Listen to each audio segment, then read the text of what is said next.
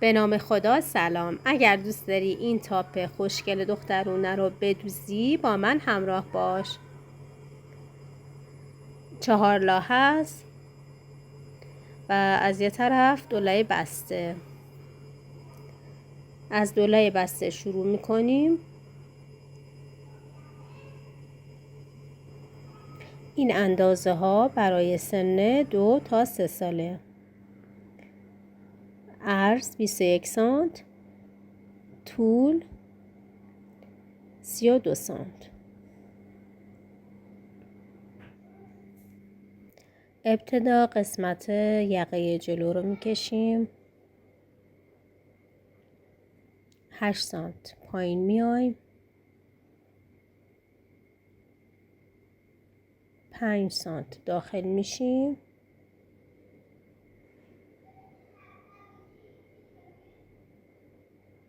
و هلال یقه جلو رو میکشیم.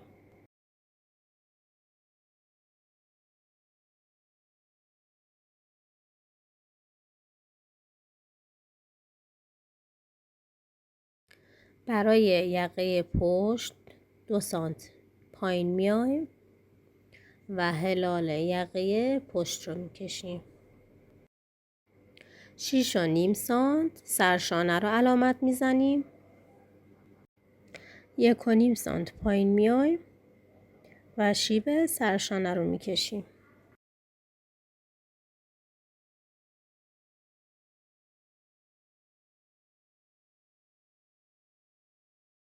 12 سانت پایین میایم برای حلقه آستین.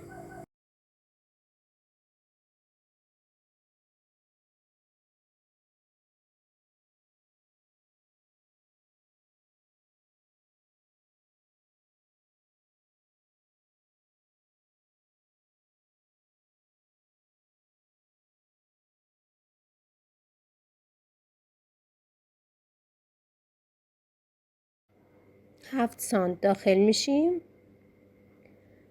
و هلال حلقه آستین رو میکشیم.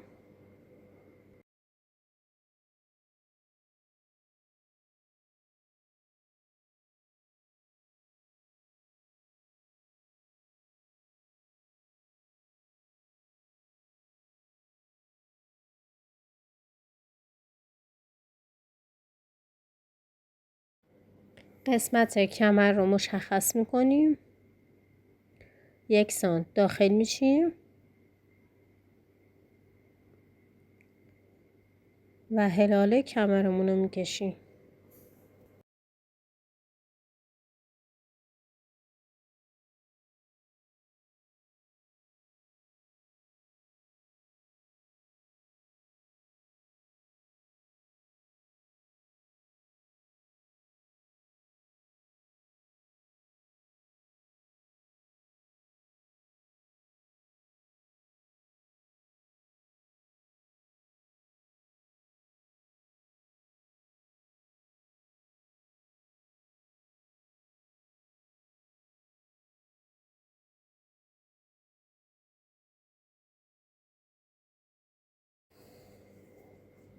خب آسترمون تموم شد.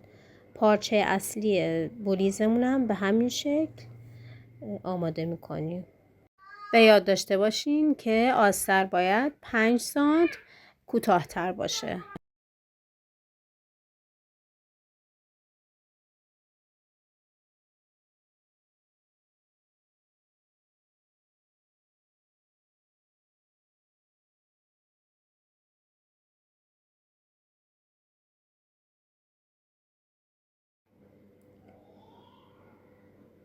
پارچمون رو با آسترمون رو پشت به پشت هم قرار میدیم و میتونیم یا از نوار اوریب استفاده کنیم یا اینکه سردوز بزنیم و تا بزنیم که من از روش دوم استفاده کردم.